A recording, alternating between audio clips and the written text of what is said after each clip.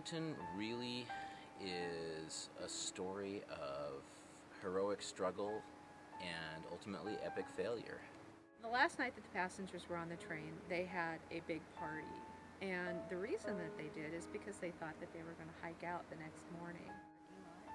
In the parking lot, and then in the snow shed also, you'll hear this party, a bunch of people having a good time. You can hear the music, banjo, violin. Yeah, people talking, like a woman humming or singing along. Like singing to herself. We smelled a strong stout ale, kind of hop. Yeah, we've smelled beer, we've smelled whiskey, we've smelled different liquors. And it was about the same time right before the party started. A group of passengers set out on a train just trying to get across the Cascade Mountains between Spokane and Seattle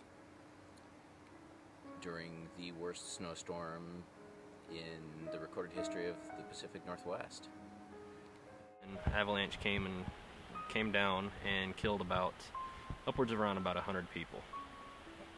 The worst avalanche disaster in terms of human life lost in the history of the United States. I would like to think that the spirits up here recognize us.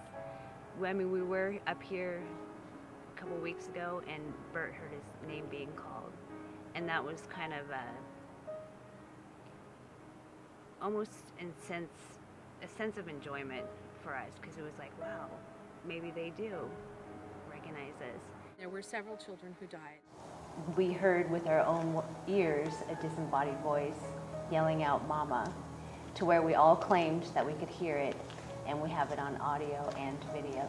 We're both hearing somebody talking in the car. And it's not clear enough to understand what the words are, but it's quite clear that it's speech.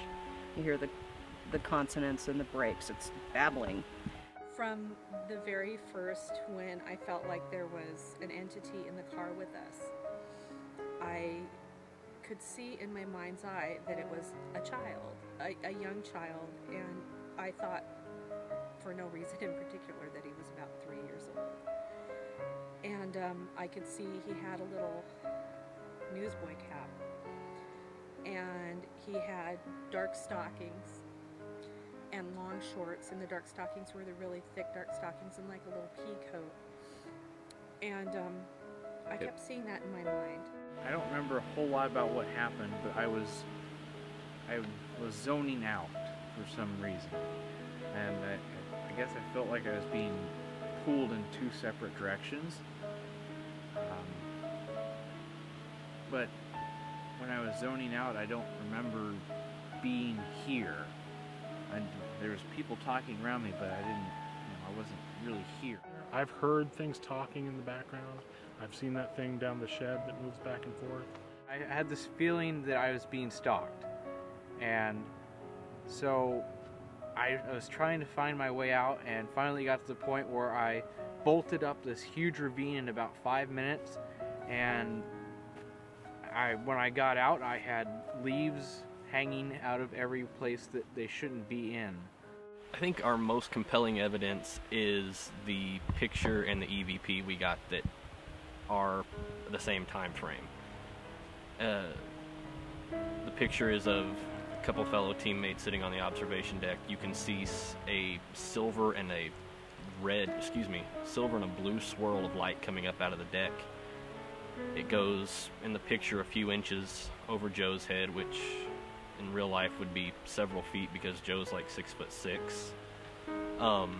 At the same time, you can see a foot coming out of the swirl.